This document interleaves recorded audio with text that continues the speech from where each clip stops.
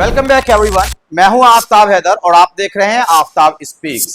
आज हम लोग भारत देश में रहते हैं। भारत दुनिया का सबसे बड़ा लोकतंत्र है, इसकी आबादी बहुत बड़ी है और इसी तरह से हम कह सकते हैं कि भारतीय संसद दुनिया की सबसे बड़ी संसद में से एक है।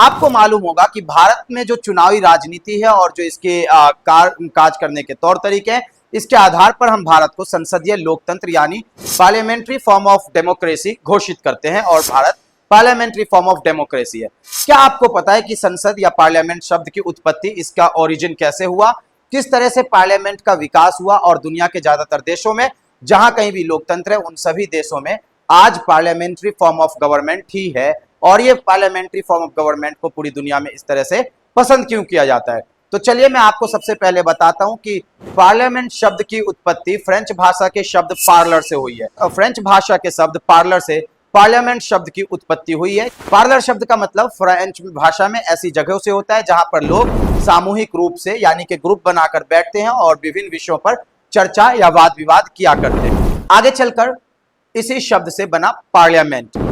आगे चलकर पार्लियामेंट का विकास इंग्लैंड में कानून निर्माण, पुराने कानूनों को रद्द करने और नए कानूनों तथा पुराने कानूनों में अमेंडमेंट यानी कि संशोधन या बदलाव करने के लिए हुआ। प्राचीन समय में इंग्लैंड एक राजतंत्र था। धीरे धीरे जब इंग्लैंड राजतंत्र से संवैधानिक राजतंत्र यानी कि लोकतंत्र में परिवर्तित हो गया तो वहां पर संसद बनाई गई।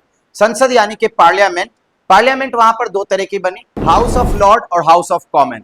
जिस तरह भारत में संसद के दो सदन है, संसद या पार्लियामेंट वो सेम जगह होती है, ऐसी जगह को कहते हैं जहां पर जनता द्वारा चुने गए प्रतिनिधि यानी रिप्रेजेंटेटिव्स ऑफ पीपल बैठकर देश की समस्याओं पर विचार विमर्श करते हैं, वाद विवाद करते हैं, उस पर डिबेट करते हैं और समस्याओं के समाधान के लिए विभिन्न प्रकार के कानूनों को लागू करते, कानून बनाते हैं, वहां पर बिलों को पारित करते हैं। भारत में संसद के दो सदन है, लोकसभा और राज्यसभा। भारत की जो संसदीय लोकतंत्र यानी कि पार्लियामेंट्रियन सिस्टम ऑफ इंडिया जो है वो लिया गया है ब्रिटेन से। तो ब्रिटेन का सिस्टम ऐसा ही है, परंतु उसको अंग्रेजी में हम लोकसभा को वहां पर हाउस ऑफ कॉमन और राज्यसभा को हाउस ऑफ लॉर्ड के नाम से जानते हैं। इसी प्रकार दुनिया भर में विभिन्न देशों में उनकी अपनी पार्लियामेंट हाउस है और उस पार्लियामेंट हाउस का एक विशेष नाम है। जैसे कि मैं आपको बताऊं, हमारे पड़ोसी देश पाकिस्तान की पार्लियामेंट को नेशनल असेंबली के नाम से जाना जाता है, जहां पर जनता द्वारा प्रत्यक्ष रूप से चुने हुए प्रतिनिधि बैठते हैं। सऊदी अरब में वैसे तो वहां पर राजतंत्र है, परंतु वहां भी राजा और शाही परिवार के लोग एक परिषद में बैठकर, एक जगह पर बैठकर राष्ट्रीय मुद्दों पर फैसले लेते हैं। उस जगह को शूरा काउंसिल के नाम से जानते हैं। अफगानिस्तान की संसद को जिरगा के नाम से जाना जाता है। वहीं ईरान और इराक की संसद को मजलिस कहते हैं। मजलिस एक अरबी शब्द है जिसका मतलब ऐसी जगह से होता है जहां पर बहुत सारे लोग समूह बनाकर बैठते हो और किसी जरूरी सामाजिक, राजनीतिक, आर्थिक विषय पर चर्चा करते हो, वाद विवाद करते हो। इसके बाद आपको लिए चलता हूं जापान, जहां की संसद को जापानी भाषा में कोई कहते हैं या फिर डाइट कहते हैं।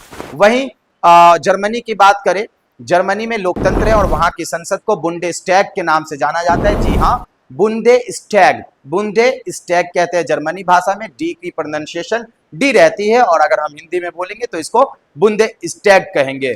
इसी प्रकार अमेरिका, जो विश्व का सबसे मजबूत लोकतंत्र माना जाता है, अमेरिका में वैसे तो सारी कार्यकारी शक्तियां, जितनी भी शक्तियां होती है वो राष्ट्रपति के हाथ में होती है और राष्ट्रपति संसद का हिस्सा नहीं होता, परंतु इन सब के बाद भी वहां पर संसद है और अमेरिकी संसद को दो भागों में विभाजित किया गया है, जैसे भारतीय संसद, लोकसभा और राज्यसभा। जैसे ब्रिटेन की जो संसद है, ब्रिटिश पार्लियामेंट है, उसको हाउस ऑफ लॉर्ड और हाउस ऑफ कॉमन में विभक्त किया गया है, बांटा गया है। इसी प्रकार अमेरिकी संसद को यानी कि अमेरिकी पार्लियामेंट को दो भागों में विभक्त किया गया है, जिसको अमेरिकन कांग्रेस के नाम से और दूसरे हाउस को सीनेट के नाम से जाना जाता है। आपने विभिन्न अखबारों में, मैगजीन में और अपनी पुस्तकों में जरूर पढ़ा होगा कि अमेरिका में कांग्रेस और सीनेट ये दोनों ही संसद के हिस्से हैं।